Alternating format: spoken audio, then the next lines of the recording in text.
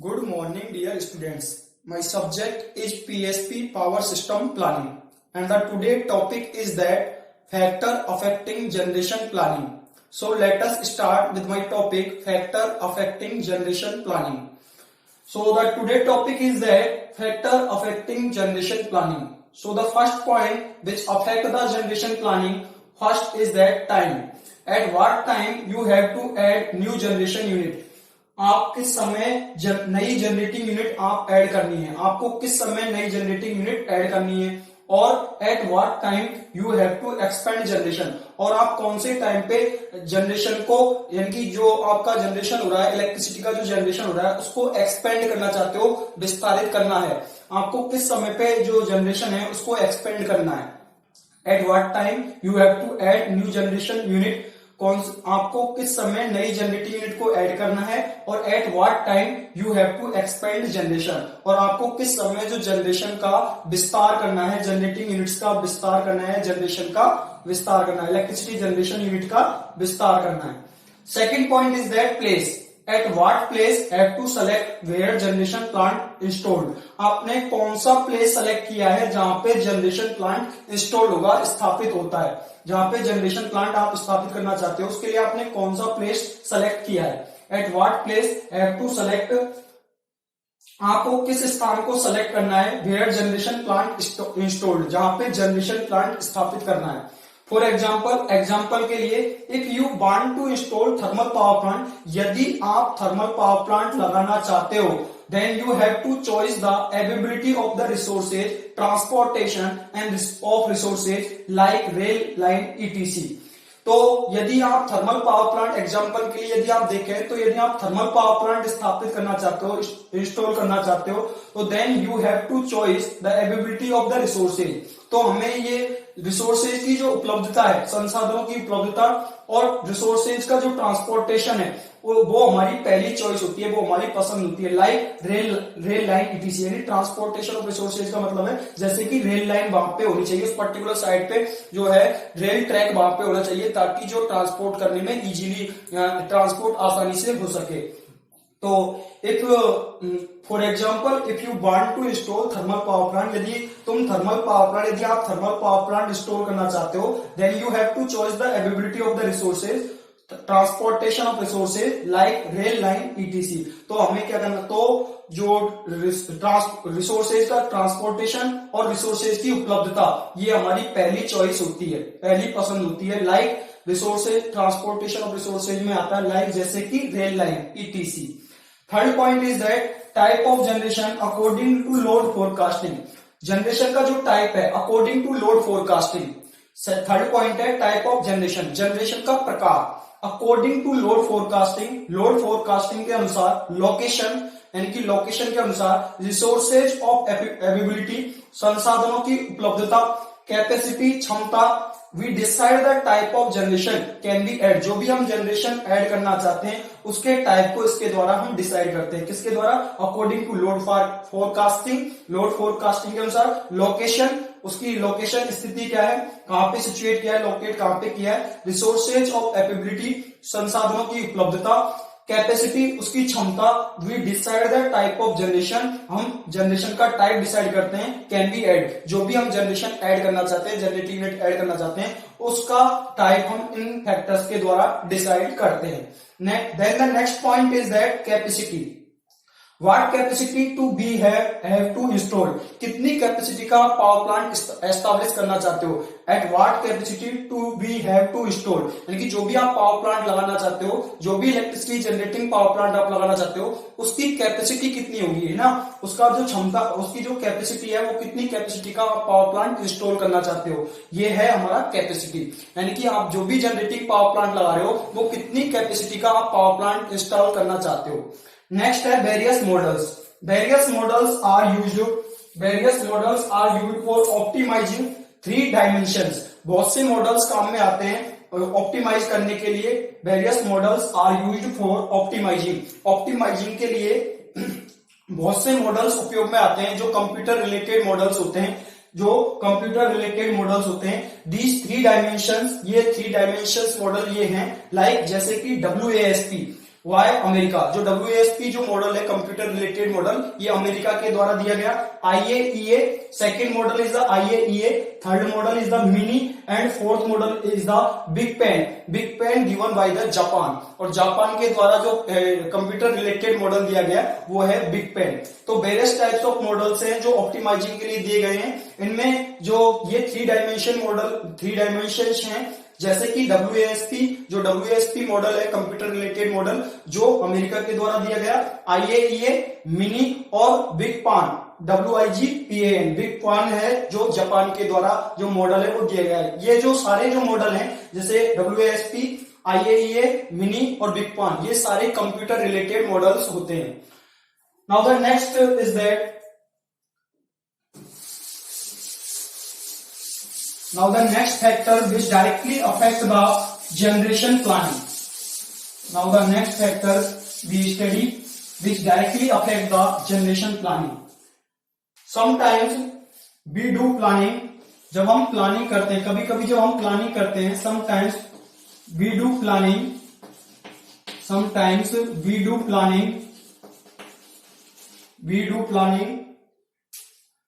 But sometimes our planning can be affected. But sometimes our planning can be affected.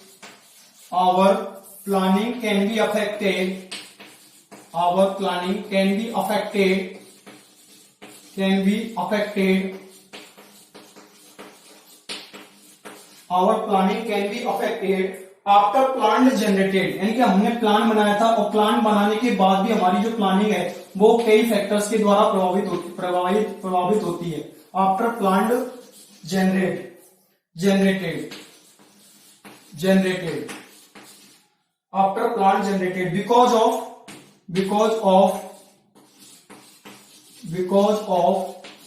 ये क्यों होता है? ये निम्न फैक्टर्स के कारण होता है। पहला फैक्टर है uncertainty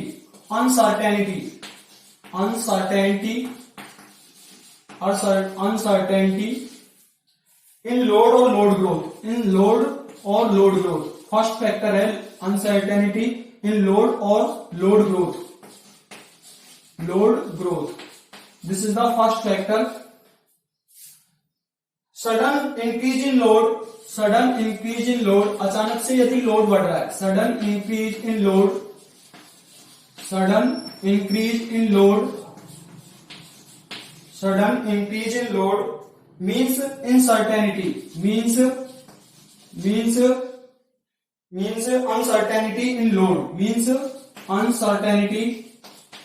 means uncertainty in load is major factor in planning. Major factor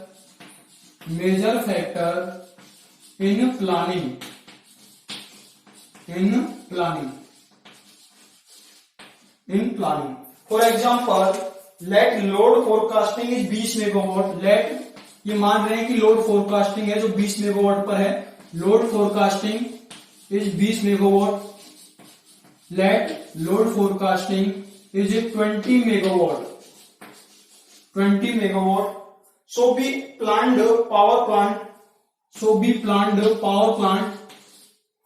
Be planned power plant of 20 megawatt. Power plant of 20 megawatt.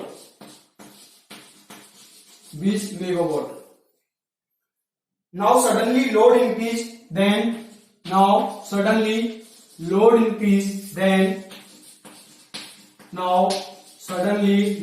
increase. Load increase, अचानक से अब लोड बढ़ गया। Now suddenly load increase, then the plant will meet the requirement.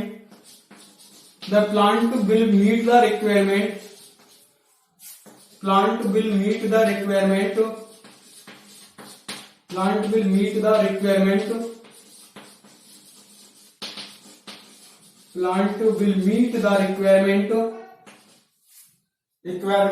So we have to plan the plant.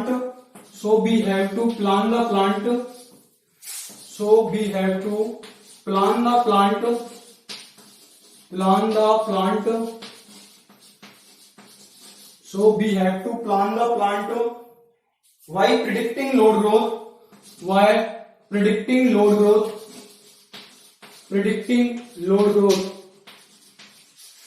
predicting load growth, predicting load growth from past pattern or historic data, from past pattern or historic data, past pattern or historic data, or historic data, historic data. Load growth can be forecasted, load growth can be forecasted, load growth can be forecasted, load growth can be forecasted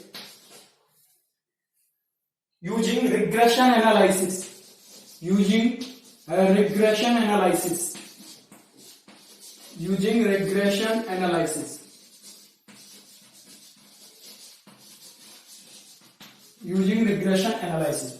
Sometimes we do planning, जब हम planning करते हैं, कभी कभी जब हम planning करते हैं, but sometimes our planning can be affected after plan generated, यानी हमने प्लान जनरेट कर लेने के बाद भी हमने प्लान बना लिया, जनरेटिंग यूनिट को इंस्टॉल करने का हमने प्लान बना लिया, उस जनरेटेड प्लान के बाद भी कभी कभी हमारी जो प्लानिंग है वो प्रभावित हो सकती है. समटाइम्स वी डू प्लानिंग, जब कभी हम प्लान करते हैं, जब भी हम प्लानिंग करते हैं, but sometimes our planning can be affected after plan generated, यानी हमने जो प्लान बना लिया, जो जनरेटिंग यूनिट को लगाने का जो प्लान बना लिया, उसके बाद भी हमारी जो कभी कभी जो प्लानिंग है वो प्रभावित हो सकती है. बिकॉज ऑफ, क्योंकि वो इन फैक्टर के कारण होता है कि हमारी जो प्लानिंग है, प्लान बनाने के बाद भी जो हमारी प्लानिंग है जनरेटिंग यूनिट की, वो क्या हो जाती है, प्रभावित हो जाती है. फर्स्ट फैक्टर है अनसर्टेनिटी इन लोड और लोड ग्रोथ. लोड में अनसर्टेनिटी मतलब अनिश्चितताएं, लोड कभी अचानक से ज्यादा हो जाए, अचानक से लोड का लॉस हो जाए, लॉस ऑफ लोड हो जाए, या सडन इंक्रीज इन लोड हो जाए, अचानक से लोड बढ़ जाए, तो उसको बोलते हैं अनसर्टेनिटी. अनसर्टेनिटी इन लोड और लोड ग्रोथ. तो लोड में अनसर्टेनिटी और लोड ग्रोथ में uncertainty. First factor is the uncertainty in load और load growth. Sudden increase in load, अचानक से लोड बढ़ता है, मींस अनसर्टेनिटी. इसका मतलब क्या है, अनसर्टेनिटी, यानी अचानक से लोड इंक्रीज करने लग जाए. Sudden increase in load, load में अचानक से इंक्रीज देखने को मिले, यानी लोड अचानक से इंक्रीज कर जाए, मींस अनसर्टेनिटी. तो उसका मतलब क्या हुआ कि अनसर्टेनिटी कुछ अनिश्चित घटनाएं हैं, ठीक है, in the load. Sudden increase in load means uncertainty in load. अचानक से लोड का जो इंक्रीज होना, जो क्या कहलाता है, मींस इसका मतलब है अनसर्टेनिटी इन लोड है. लोड में क्या है, अनसर्टेनिटी है. Is major factor in planning. इस प्लानिंग में इस जो अनसर्टेनिटी लोड में होती है, इसको एक मेजर फैक्टर के रूप में हम देखते हैं. Is major factor in planning, यानी प्लानिंग में एक मेजर फैक्टर होता है कि लोड में अनसर्टेनिटी का होना. लेट लोड, हम मान रहे हैं, सपोज कर रहे हैं, माना let load forecasting 20 megawatt. Let load forecasting is 20 megawatt. माना कि लोड फोरकास्टिंग क्या है, 20 मेगावाट की है. So we have planned power plant, so we have planned power plant of 20 megawatt. तो हमने क्या किया, जो पावर प्लांट है वो 20 मेगावाट का प्लान किया है. Now the suddenly load increase, अब अचानक से क्या हो जाता है, लोड इंक्रीज कर जाता है, बढ़ जाता है. Then the plant will meet the requirement. तो प्लांट को जो रिक्वायरमेंट को फुलफिल करना होगा. Then the plant will meet the requirement, तब जो प्लांट है उसको आवश्यकताओं को पूरा करना होगा.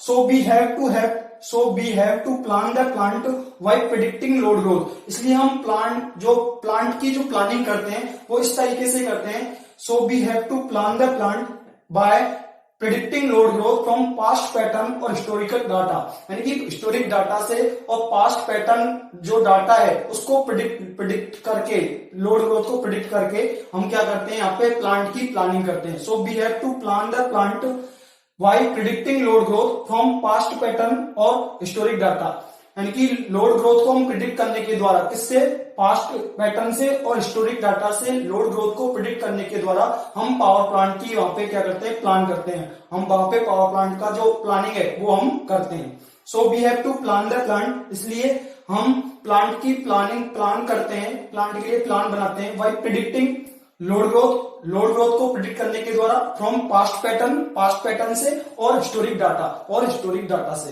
तो लोड ग्रोथ को प्रिडिक्ट किसके द्वारा करेंगे, पास्ट पैटर्न के द्वारा और हिस्टोरिक डाटा के द्वारा। उसके बाद हम जो प्लांट का जो प्लान है वो हम बनाते हैं। Now the next is the load growth can be forecasted using regression analysis. Load growth को फोरकास्ट कर सकते हैं रिग्रेशन एनालिसिस के उपयोग के द्वारा, लोड ग्रोथ को फोरकास्ट कर सकते हैं। यानी कि जो लोड ग्रोथ कर रहा है, लोड बढ़ रहा है अचानक से, उसको यदि हमें फोरकास्ट करना है, पूर्वानुमान उसका लगाना है, तो रिग्रेशन एनालिसिस के द्वारा जो लोड ग्रोथ है उसको फोरकास्ट आसानी से कर सकते हैं। Next point is that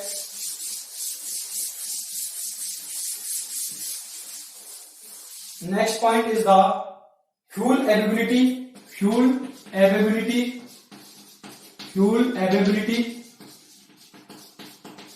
availability, price for thermal plants, price for thermal plants,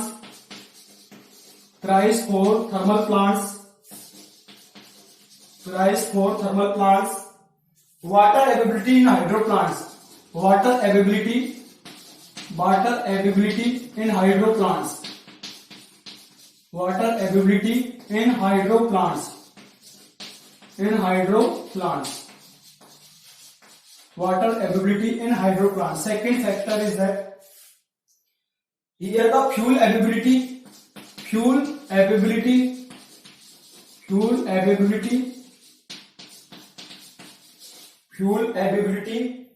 time of construction, time of construction,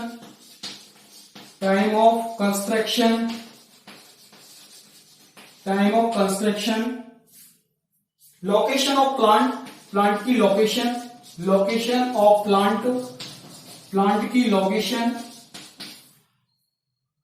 price of power plant,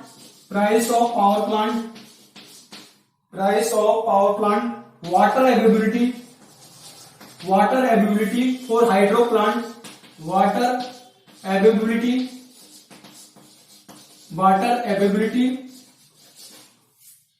for hydro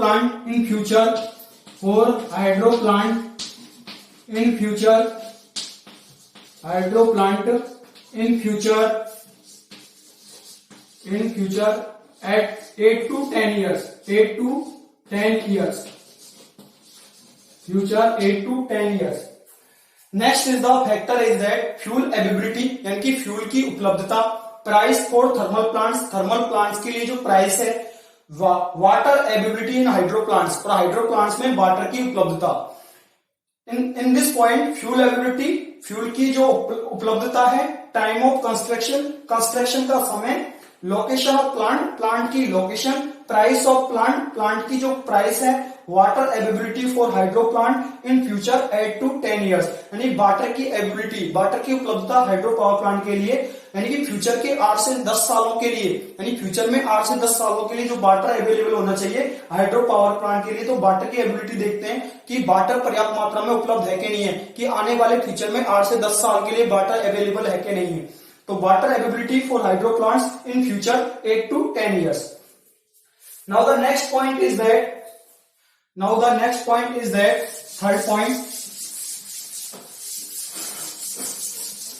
third point is that consumer respond to demand side option. Consumer respond to demand side options. Consumer respond to demand side options. In this point, identify the consumer type. यहाँ पे हम consumer का type identify करते हैं. Identify the consumer type. Identify the consumer type. Since tariff rate for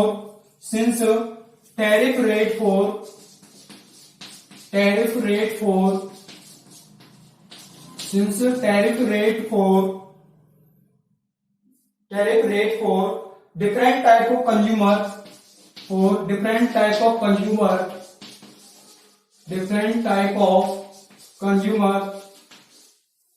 different type of customer is not same.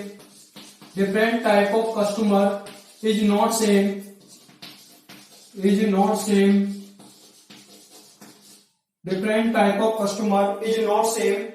So if company government, so if any private company or government, if company, so if company oblique government, company oblique government is inserting money, is investing money, sorry, is investing money, is investing money, money, is investing money to plan a generating station in area, to plan a generating station, to plan a generating station, to plan a generating station in a area, in a area, then in a area, then in a area, then it have to classify the number of customers, it have to classify the, it have to classify the number of customers, classify the number of customers, classify the number of customers in segment, number of customer in segment,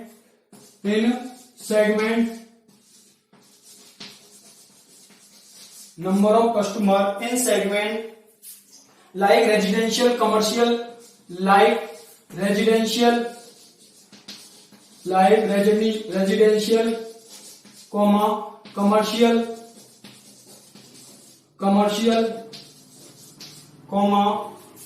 traction type, comma traction type,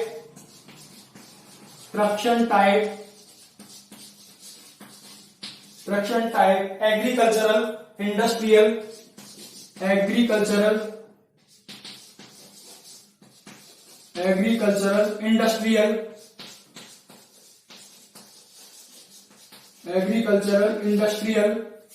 industrial, because we have to decide investment, because we have to decide investment, we have to decide investment, we have to decide investment, investment according to revenue collection, according to revenue collection, according to revenue collection, revenue collection. This is the next point. Third point is that consumer respond to demand side options, consumer respond to demand side options. Identify the consumer type, यहाँ पे consumer type को identify करते हैं, यानी consumer का type कैसा है उसको हम यहाँ पे आइडेंटिफाई करते हैं. Since tariff rate for different type of consumer is not same, क्योंकि अलग अलग प्रकार के लिए अलग अलग प्रकार के कंज्यूमर के लिए जो टैरिफ की रेट है वो समान नहीं होती है. So if company government is investing money to plan a generating station, इसलिए यदि कोई भी कंपनी, प्राइवेट कंपनी या कोई भी गवर्नमेंट कंपनी यदि मनी इन्वेस्ट करना चाहती है, यानी कि अपना मनी निवेश करना चाहती है to plan a generating station in area, एक एरिया में, पर्टिकुलर एरिया में यदि जनरेटिंग स्टेशन प्लान करने के लिए कोई भी प्राइवेट कंपनी या गवर्नमेंट कंपनी यदि मनी इन्वेस्ट करती है then it have to classify the number of customers in segments. तो ये सेगमेंट में नंबर ऑफ कस्टमर्स को क्लासिफाई करती है, यानी कि नंबर ऑफ कस्टमर्स कैसे, जो नंबर ऑफ कस्टमर्स है उस सेगमेंट में उनको क्लासिफाई करती है. लाइक जैसे कि वो नंबर ऑफ कस्टमर किस टाइप का है, ठीक है, उस पर्टिकुलर एरिया में किस टाइप के कस्टमर्स हैं उनको क्लासिफाई करने का काम करती है. लाइक रेजिडेंशियल, जैसे different type of customers are here for electricity जो कंज्यूम करने वाले जो कस्टमर्स हैं, इलेक्ट्रिसिटी के जो कस्टमर्स हैं वो होते हैं रेजिडेंशियल कस्टमर्स, कमर्शियल कस्टमर्स तो नहीं है. Traction type customer, agricultural load होता है agriculture customer, industrial, because we have to decide investment according to revenue requirement, revenue collection, क्योंकि हम जो इन्वेस्टमेंट डिसाइड करते हैं वो रेवेन्यू कलेक्शन के अनुसार हम क्या करते हैं, जो हमारा इन्वेस्टमेंट है वो डिसाइड करते हैं. तो सबसे पहले यहाँ पे क्या करता है, कंज्यूमर के टाइप को हम आइडेंटिफाई करते हैं, क्योंकि जो टैरिफ रेट है अलग अलग कस्टमर के लिए जो टैरिफ रेट है वो अलग अलग होती है. So if company government is inserting money in plan a generating station in area, एक पर्टिकुलर एरिया में यदि कोई प्राइवेट कंपनी या गवर्नमेंट कंपनी यदि जनरेटिंग स्टेशन प्लान करना चाहती है, जनरेटिंग स्टेशन लगाना चाहती है, तो मनी जो निवेश करती है वो, ठीक है। So if big government is inserting money to plan a generating station in area, एक एरिया में जनरेटिंग स्टेशन प्लान करने के लिए वो मनी को इन्वेस्ट करती है, यानी मनी का निवेश करती है। Then it have to classify the number of customers in segment, तो इस सेगमेंट में नंबर ऑफ कस्टमर्स को क्लासीफाई करती है, लाइक जैसे कि residential, commercial, traction type, agricultural, industrial, because we have to decide investment according to revenue requirement, क्योंकि हमें रिवेन्यू रिक्वायरमेंट के अनुसार जो इन्वेस्टमेंट को डिसाइड करना होता है। Now next point is that potential supply of non utility generation, potential supply of non utility generation, this is the next point.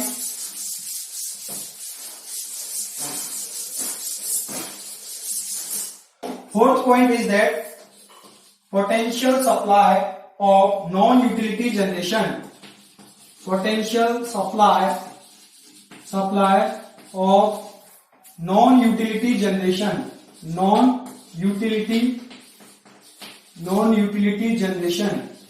This is the next point which affect the generation planning. Identify the potential of NUG, identify the potential of NUG, the potential of NUG means non-utility generation. NUG is not a public, NUG is not a public, NUG कोई public नहीं है, publicly कोई, NUG is not a public utility but on facilities to generate utilities but on facilities to generate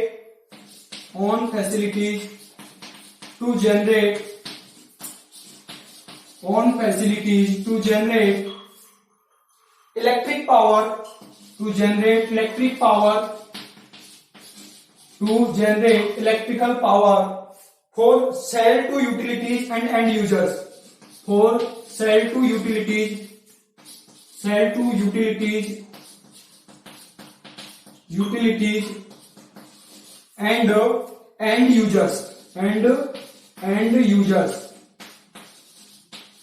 end users.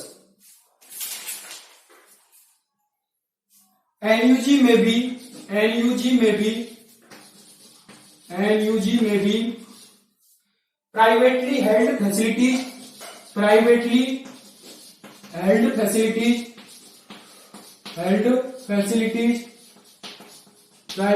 held facilities, corporations, cooperatives,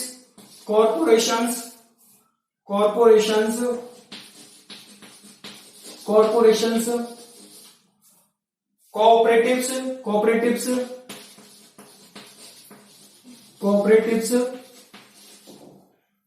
such as rural solar,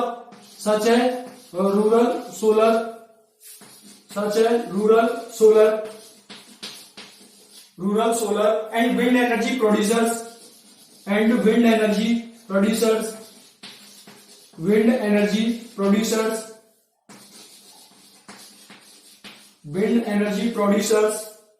and non-energy industrial concern, wind energy producers. Fourth point है potential supply of non utility generation, non utility generation का के लिए जो potential supply है वो अगला point है potential supply of non utility generation. Here the identify the potential of NUG, यहाँ पे क्या करते हैं, नॉन यूटिलिटी जनरेशन के पोटेंशियल को आइडेंटिफाई करते हैं, identify the potential of NUG यानी नॉन यूटिलिटी जनरेशन के पोटेंशियल को यहाँ पे आइडेंटिफाई करते हैं। NUG is not a public, NUG कोई पब्लिकली नहीं है, utilities but on facilities to generate electrical power, यानी यूटिलिटीज के पास में खुद की फैसिलिटीज, स्वयं की फैसिलिटीज होती है जिनके द्वारा वो इलेक्ट्रिकल पावर जनरेट करती है। फॉर सेल टू यूटिलिटीज, वो उसको यूटिलिटीज को सेल कर सकती है, बेच सकती है, एंड एंड यूजर्स, और एंड यूजर्स तक इसको बेच सकती है। एनयूजी में भी प्राइवेटली हेल्ड फैसिलिटी, एनयूजी है जो नॉन यूटिलिटी जनरेशन है, एनयूजी है वो प्राइवेटली हेल्ड यानी कोई प्राइवेट कंपनी हो सकती है, प्राइवेटली हेल्ड फैसिलिटी हो सकती है। कॉर्पोरेशंस, कोई भी कॉर्पोरेशन हो सकता है। Cooperatives such as rural solar, जैसे मान लो ग्रामीण इलाका है, रूरल एरिया है, तो वहां पे यदि सोलर के द्वारा इलेक्ट्रिकल एनर्जी जनरेट कर रहा है, तो वो सोलर के द्वारा जितना अपना काम में लेना चाहिए इलेक्ट्रिकल एनर्जी को, वो अपने पर्पज के लिए काम में ले सकता है। यदि उसके पास एक्स्ट्रा सप्लाई है, ठीक है, यदि उसको एक्स्ट्रा सप्लाई और मिल रही है, आउटपुट ज्यादा मिल रहा है, अपने की पूर्ति करने के बाद में यदि और आउटपुट ज्यादा निकाल रहा है सोलर, तो वो उसको अपनी पावर ग्रिड को सप्लाई दे सकता है, पावर ग्रिड को बेच सकता है अपनी इलेक्ट्रिसिटी को, ठीक है। तो इसको बोलते हैं रूरल सोलर, यानी कि खुद अपनी इलेक्ट्रिकल एनर्जी जनरेट करना, ठीक है। यानी कुछ ऐसी कंपनियां होती हैं जो स्वयं की इलेक्ट्रिसिटी जनरेट करती हैं और जो अपना आउटपुट, जैसे कि रूरल सोलर की बात की है मैंने, रूरल सोलर का मतलब होता है कि सोलर एनर्जी के द्वारा सोलर प्लेट लगा के, सोलर जो आपका प्लेट लगा के आप इलेक्ट्रिकल एनर्जी जो गांवों में जनरेट कर रहे हैं, जिनके द्वारा डिफरेंट टाइप्स ऑफ जो लोड है वो चलाए जा रहे हैं। जैसे आपका पंप हो गया, जो सिंचाई के लिए जो सबमर्सिबल पंप होते हैं उनको चलाया जा रहा है। घरों का जो रेजिडेंशियल लोड है, कूलर, पंखे, फ्रिज, ये भी चलाए जा रहे हैं। यदि आपका आउटपुट प्राप्त हो रहा है, आपकी पूर्ति हो जाने के बाद भी यदि एक्स्ट्रा आउटपुट आपको दे रहा है सोलर, तो उसको आप इलेक्ट्रिकल ग्रिड को सप्लाई दे सकते हो और उससे आप अपना चार्ज ले सकते हो। 1 यूनिट का जो भी चार्ज आप लेते हो वो उससे चार्ज ले सकते हो, ठीक है। तो rural solar and wind energy producers, rural solar मतलब रूरल ग्रामीण इलाके में सोलर और विंड एनर्जी प्रोड्यूसर्स होते हैं। तो corporation such as rural solar and wind energy producers. Now the next point is that construction cost. Now the next point is that construction cost. Next point is the construction cost. Constructions. Now the next point is the construction cost. This is the 5th point, construction cost. Prediction of constructing cost. Prediction of constructing costs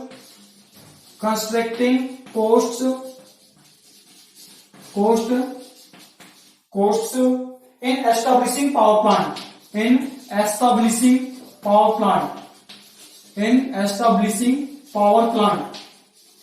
इस point का मतलब केवल इतना सा है, construction cost यानी कि बनावट की जो, यानी कंस्ट्रक्ट करने की जो कीमत लगेगी, यानी पावर प्लांट को कंस्ट्रक्ट करने में जो कीमत आएगी, जो लागत आएगी, वो कहलाती है construction cost. Prediction of construction cost in establishing power plant, यानी पावर प्लांट को स्थापित करने में जो कंस्ट्रक्शन कॉस्ट को क्या करना, प्रिडिक्ट करना, उसका अनुमान बताना, उसका प्रिडिक्शन करना कि पावर प्लांट को एस्टेब्लिश करने में, स्थापित करने में जो कंस्ट्रक्शन कॉस्ट को प्रिडिक्ट करना, मतलब उसका अनुमान बताना कि कितनी कॉस्ट आ सकती है पावर प्लांट को एस्टेब्लिश करने में, कंस्ट्रक्टिंग कॉस्ट कितनी आ सकती है। Now the next point is that, now the 6th point is that market for longevity. इससे पहले ये पॉइंट देख लेते हैं। 6th point is that longevity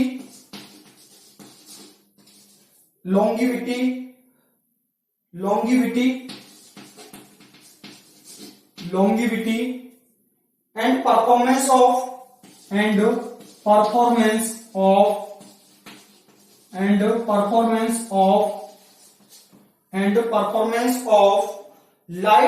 life extended, मेरी लाइफ को बढ़ाना। लाइफ एक्सटेंडेड का मतलब होता है लाइफ को बढ़ाना, एक्सटेंड करना।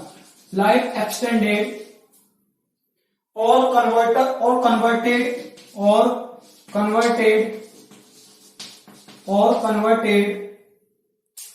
plants, this is the next point, 6th point. In this point, if we upgrade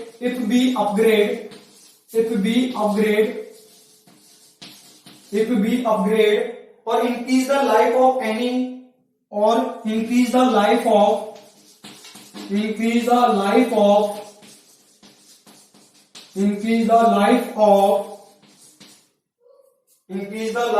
any already established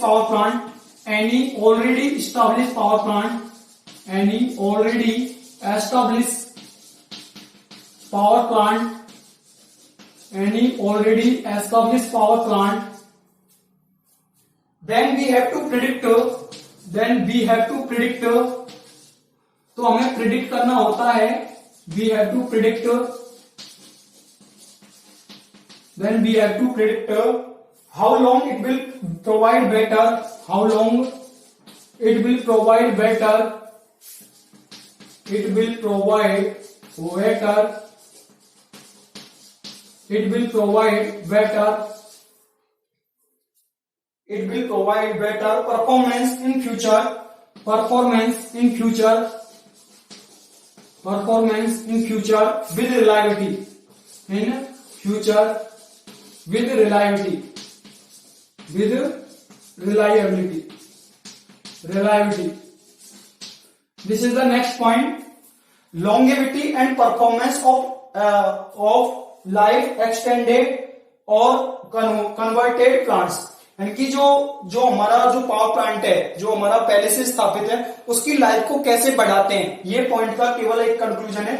longevity and performance of life extended and converted plant, यानी कि पावर प्लांट जो कन्वर्टेड पावर प्लांट्स है या जिस भी पहले से already जो एस्टेब्लिश पावर प्लांट है उसकी लाइफ को कैसे एक्सटेंड करना है, उसकी परफॉर्मेंस को यानी कि लाइफ की जो लाइफ बढ़ा के, यानी कि पहले से जो स्थापित पावर प्लांट की लाइफ को बढ़ा के उसके जो परफॉर्मेंस को कैसे एक्सटेंड करना, परफॉर्मेंस को कैसे बढ़ाना है, हायर रिलायबिलिटी के साथ वो कैसे पावर सप्लाई कर पाएगा यदि उसकी लाइफ को हम एक्सटेंड करते हैं, आगे विस्तार करते हैं। इफ वी अपग्रेड और increase the life of any already establish power plant, यदि हम पहले से स्थापित कोई पावर प्लांट, पहले से स्थापित कोई भी पावर प्लांट की को अपग्रेड करना चाहते हैं और या उसकी लाइफ को इंक्रीज करना चाहते हैं, यदि उसकी लाइफ को बढ़ाना चाहते हैं या उसको एक्सटेंड करना चाहते हैं, if we upgrade or increase the life of any already established power plant, यदि हम पहले से कोई established power plant है, पहले से जो स्थापित पावर प्लांट है उसकी लाइफ को बढ़ाना चाहते हैं या उसे अपग्रेड करना चाहते हैं, then we have to predict, तो हमें प्रिडिक्ट करना होता है how long it will provide better performance in future with reliability। तो ये हमें ये प्रिडिक्ट करना होता है कि ये फ्यूचर में अच्छी रिलायबिलिटी के साथ, सही रिलायबिलिटी के साथ, अच्छी क्वालिटी और रिलायबिलिटी के साथ ये अच्छी परफॉर्मेंस फ्यूचर में देगा, ये हमें प्रिडिक्ट करना होता है। Now the next point is that, this is the last point. Now the next point is that 7 point, market for peak off sales, market for peak of cells, market for peak of cells, market for peak of cells. This is the 7 point.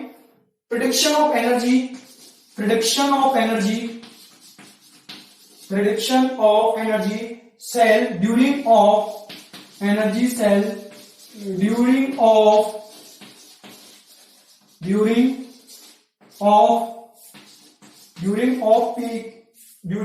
peak hour, during of peak hour, during of peak hour. Most of the residential customers, most of the residential customers, most of the residential customers, residential customers, most of the residential customers remains in off peak hours, remains in off peak hours, in off peak hours. This is the last point, off peak hours. अगला point है market for peak off sales, यानी peak off sales के लिए market है, यानी कि जब off peak period पे जब हमारा सिस्टम है तो उसको सेल करने के लिए जो मार्केट है। Prediction of energy sale during off peak hour, यानी ऑफ पीक आवर के दौरान जो एनर्जी सेल का प्रिडिक्शन करना, एनर्जी सेल का अनुमान लगाना। Prediction of energy sale during the off peak hour, off peak hour के दौरान, ऑफ पीक घंटों के दौरान जो एनर्जी सेल का प्रिडिक्शन करना। Most of the residential customers remains in off peak hours, अधिकतर जो रेजिडेंशियल कस्टमर्स हैं वो ऑफ पीक आवर्स में रहते हैं।